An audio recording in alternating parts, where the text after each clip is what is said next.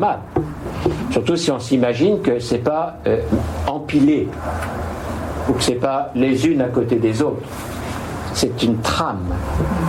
Autrement dit, ça veut dire que parler de la générosité, c'est certes quelque chose qui est possible, mais qui est inséparable de toutes les autres vertus. C'est-à-dire, l'être humain n'est pas unidimensionnel, il est pluridimensionnel. Et l'ensemble de ces expériences sont des expériences qui doivent lui permettre de se développer dans ce qui constitue fondamentalement sa personnalité. C'est-à-dire les moyens par lesquels il peut grandir. Parce qu'il faut bien qu'il y ait des moyens.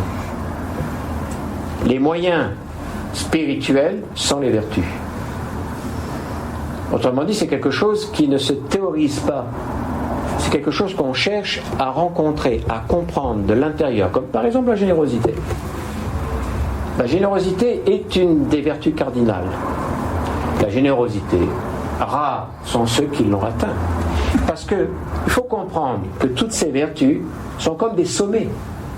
Donc il faut trouver une morale, il faut trouver un chemin qui puisse permettre de s'approcher de la vertu. Il ne faut pas s'imaginer, je suis généreux dans l'acceptation la plus moderne. Je suis généreux parce que je donne un objet.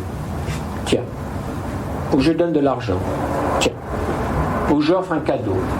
Tiens.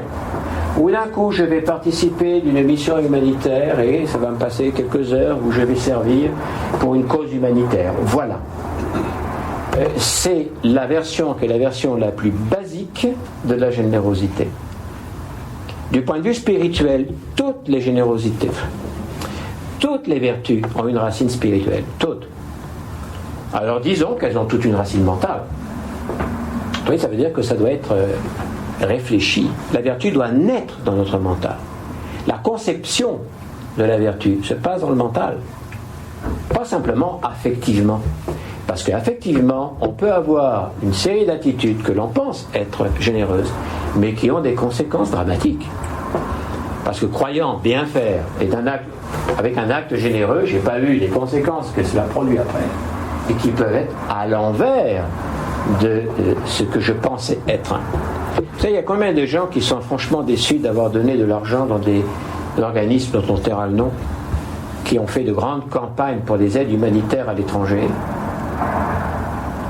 et qui se sont rendus compte beaucoup plus tard, parce que le poteau rose est sorti, que tout cet argent-là a servi à acheter des armes, a servi à pouvoir alimenter des mouvements et des courants qui sont déshumanisants.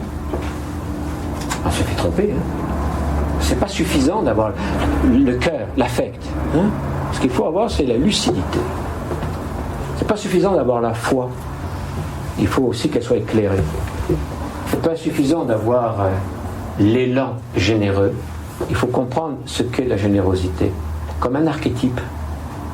Et surtout pas identifier la générosité à son propre comportement généreux.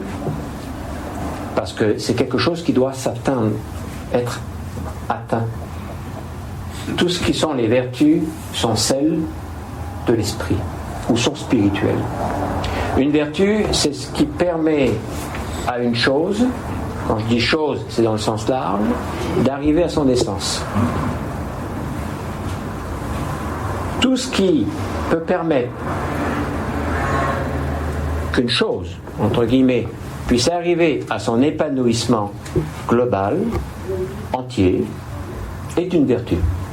C'est pour ça qu'une vertu est dynamique. C'est une énergie, une vertu. C'est une puissance. C'est quelque chose qui peut nous permettre d'arriver à ce que nous devrions être. Quand on parle de la générosité, par exemple,